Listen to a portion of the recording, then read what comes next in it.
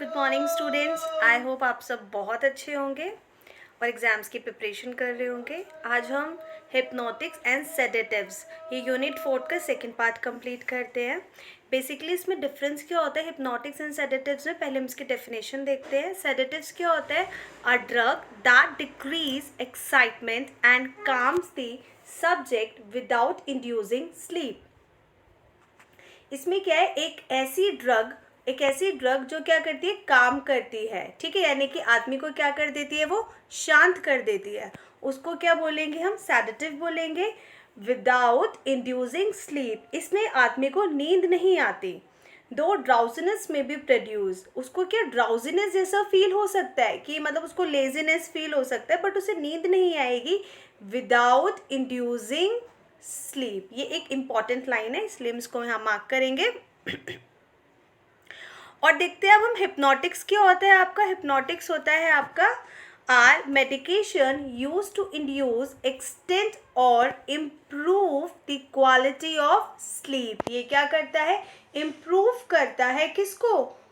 Quality of sleep को। अगर किसी को नींद नहीं आ रही है, ठीक है, मान लो कोई पर्सन है, उसे 1 घंटे नींद आई, फिर उसे नींद नहीं आई, तो उसको क्या देंगे हम? हिप्नोटिक्स देंगे। And reduce wakefulness during sleep, यानी कि अलर्टनेस को, वेकफुलनेस को ये क्या करता है? रिड्यूस करता है। That is hypnotics. तो मैं आपको बेसिक डिफरेंस क्या समझ आया सेडेटिव एंड हिप्नोटिक्स में? सेडेटिव्स में आदमी का जो माइंड है वो शांत हो जाता है, काम हो जाता है, और हिप्नोटिक्स में क्या होता है, पर्सन को बहुत अच्छी नींद आ जाती है। तो बेसिक डिफरेंस ये होता है कि सेडेटिव्स में नींद नहीं आती, बस माइंड रिलैक्स होता है, और हिप्नोटिक्स में क्या होता है, पर्सन बहुत अच्छी नींद सो जाता है। अब हम देखते हैं इसका क्लासिफिकेशन, जो आपके एग्जाम पॉइंट ऑफ व्यू से काफ़ी इंपॉर्टेंट है। Let's see.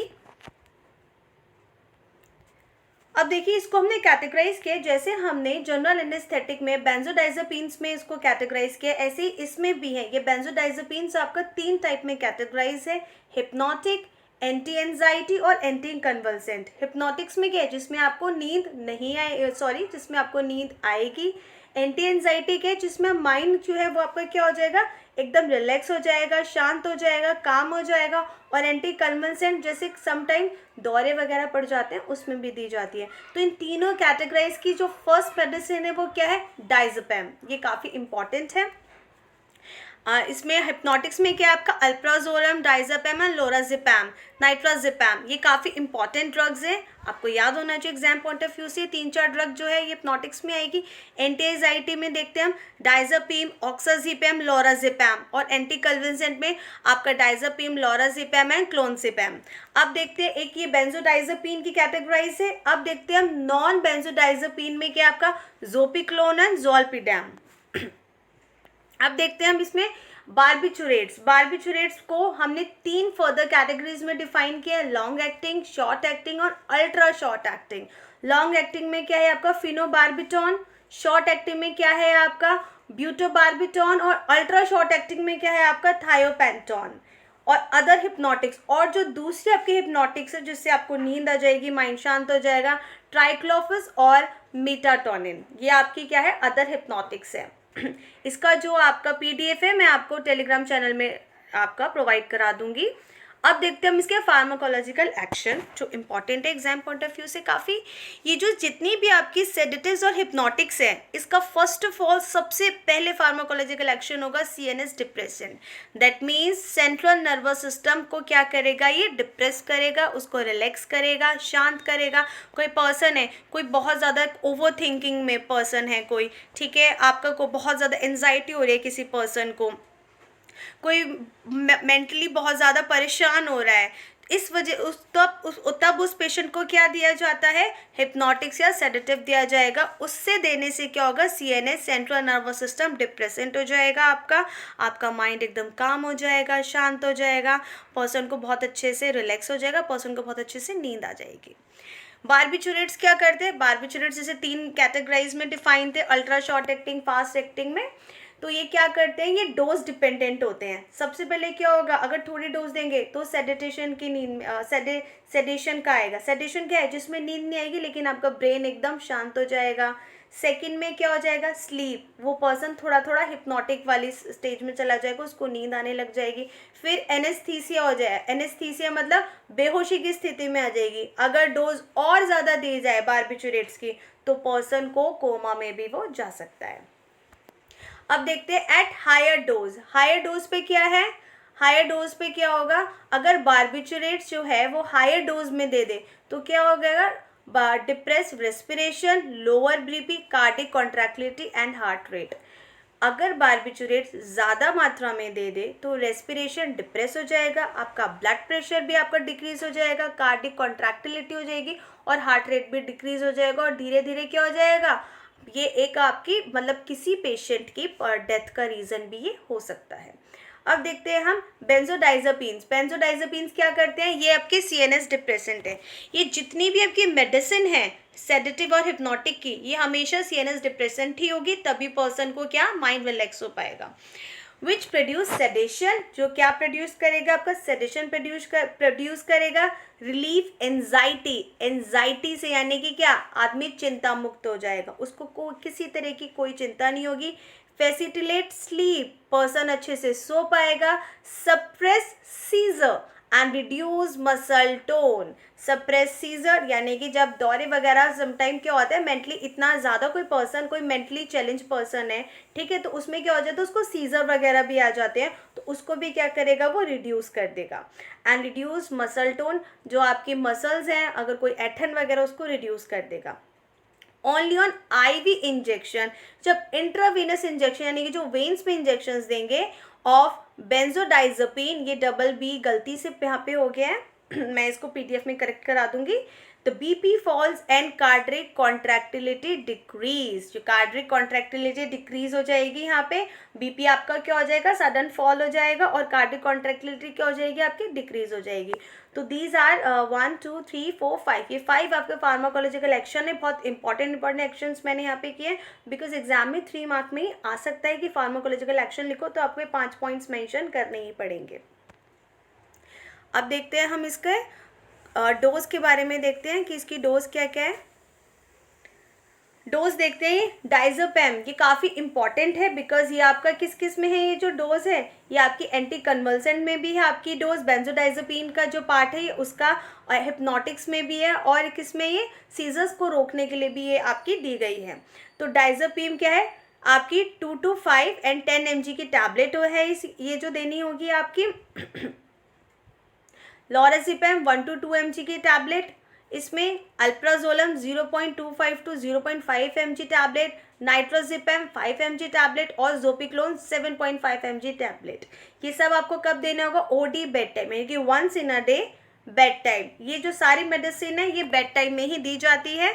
जो आपका सेडेटिव और हिप्नोटिक्स है ये तभी यूज़ किया जाएगा बेड टाइम, ताकि पर्सन का माइंड एकदम रिलैक्स होकर वो सो सके।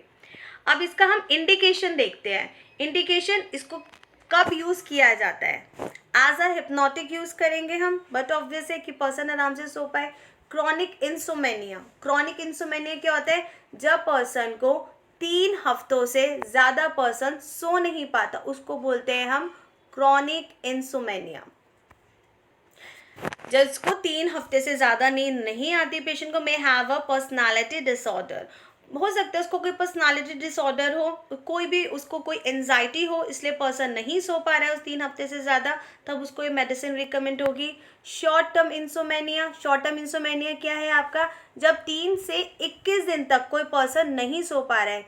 रीज़न क्या क्या है, कोई इमोशनल प्रॉब्लम है किसी पर्सन को, कोई फिजिकल इलनेस है, आर द यूजुअल कॉजेज़, ये इसके कुछ यूजुअल कॉजेज़ होते हैं। उसको कोई इमोशनल ट्रॉमा से कोई पर्सन गुजर रहा है, उसको कोई फिजिकली प्रॉब्लम है जिस वजह उसको कोई बॉडी में पेन हो रहा है, उसको नींद नहीं आ पा रही है, तो उसको बोलते हैं शॉर्ट टर्म इंसोमेनिया, जो 3 to 21 डेज का ड्यूरेशन होता है। उस ड्यूरेशन के उस टाइम में भी क्या ये मेडिसिन का यूज़ किया जाता है। अब देखते हैं हम इसमें ट्रांजिट इंसोमेनिया क्या है। ट्रांजिट इंसोमेनिया क्या है आपका, जब आपको 1 से 3 दिन के बीच में आप नहीं सो पा रहे due to alteration in the circumstances of sleep, example unusual noise, new place, unusual pattern of work। that means कि अगर मान लो कोई पर्सन है, कोई ट्रैवल कर रहा है, कोई ट्रैवलिंग करके कहीं गया तो नई जगह पे कई लोगों को नींद नहीं आती है, जैसे पर्सनली मैं कहूँ अगर मैं कहीं जाऊँ तो मुझे फर्स्ट डे वहाँ नींद नहीं आएगी। तो ये क्या है इसका कि मेरा जो है वो प्लेस चेंज हो गया, वो न्यू प्लेस है मेरे लिए, कोई अनयूजुअल नॉइज़ है, मान लो कोई पर्सन सोने की कोशिश कर रहा है बट बाहर से उसको ट्रैफिक की आवाज़ आ रही है, कोई शोर बज रहा है बाहर, कोई गाने चल रहे हैं, तो समटाइम उस वजह से भी नींद नहीं आती है। Unusual pattern of work, sometime हमारा क्या हो जाता है, स्लीप रूटीन हमारा चेंज हो जाता है, तो उसको क्या बोलेंगे हम, अनयूजुअल पैटर्न ऑफ वर्क। तो इस वजह से नींद नहीं आती है, तो उस टाइम में भी इन मेडिसिन को रिकमेंड किया जाता है। और 1 to 3 डेज का ये ड्यूरेशन है, जिसको हम बोलते हैं ट्रांजिएंट इंसोमेनिया। अब देखते हैं हम क्या है इसमें, as anxiolytic for day time sedation. क्या होता है इसमें, anxiolytic for day time sedation, अगर किसी को एंजाइटी हो रही है उसमें भी ये दी जाती है। As anti convulsant specially emergency control of status epilepticus, इसमें क्या है आपका, अगर कोई किसी को इमरजेंसी कंडीशन में देना है, किसी को एपिलेप्सी दौरे पड़ गए हैं किसी इमरजेंसी कंडीशन में, तो उस कंडीशन में ये दवाई दी जाएगी। For pre anaesthetic medication, pre anaesthetic medication क्या है, अगर किसी को एनेस्थीसिया देने से पहले, बेहोश करने से पहले माइंड को क्या करना होता है, रिलैक्स करना होता है, एकदम शांत करना होता है, तो उस कंडीशन में ये दिया जाता है, that is pre anaesthetic medication. Alcohol withdrawal in dependent subject, जब किसी की शराब छुड़वानी होती है तो एकदम से शराब को छोड़ते हुए इंसान के शरीर में कुछ प्रॉब्लम आ सकती है, उस टाइम पे मेडिसिन दिए जाते हैं। As centrally acting muscle relaxant, muscles को रिलैक्स करने के लिए ये चीज़ दी जाती है, वही आपको ब्रेन को शांत करने के लिए दी जाती है। अब देखते हैं हम इसमें इसके क्या क्या आपके कॉन्ट्रा इंडिकेशंस हैं, हमें किन चीज़ों के साथ ये नहीं देनी चाहिए। अगर किसी कोई हाइपर सेंसिटिविटी है तो उस दौरान नहीं देनी चाहिए, बहुत सोच समझ के दी जाती है। ड्यूरिंग प्रेगनेंसी, कोमाटस पेशेंट, जो लोग कोमा में हैं उसको बोलते हैं हम comatose patient. Patient with severe respiratory problem, अगर कोई सीवियर रेस्पिरेटरी प्रॉब्लम है, हार्ट बर्न है यानी कि सीने में जलन है, हेपेटिक और रीनल इम्पेयरमेंट है यानी कि कोई किडनी में प्रॉब्लम है, लैक्टेटिंग विमेंस, दैट मीन्स जो मदर्स अपने बेबी को फीड करा रही है, दूध पिला रही है, उनके लिए। And patient with a history of drug and alcohol habitual uses, अगर किसी पेशेंट की ऐसी कोई हिस्ट्री है कि उसको ड्रग्स, इस ड्रग से कोई प्रॉब्लम है या वो अल्कोहल ले रहा है, तो वहाँ पे डॉक्टर बहुत ध्यान से सोच समझ के इन मेडिसिन को रिकमेंड करता है। आई होप आपको ये सेडेटिव एंड हिप्नोटिक वाला पार्ट समझ आया हो। अब हम आपको नेक्स्ट लेक्चर 3rd पार्ट में मिलेंगे। Thank you class, have a nice day.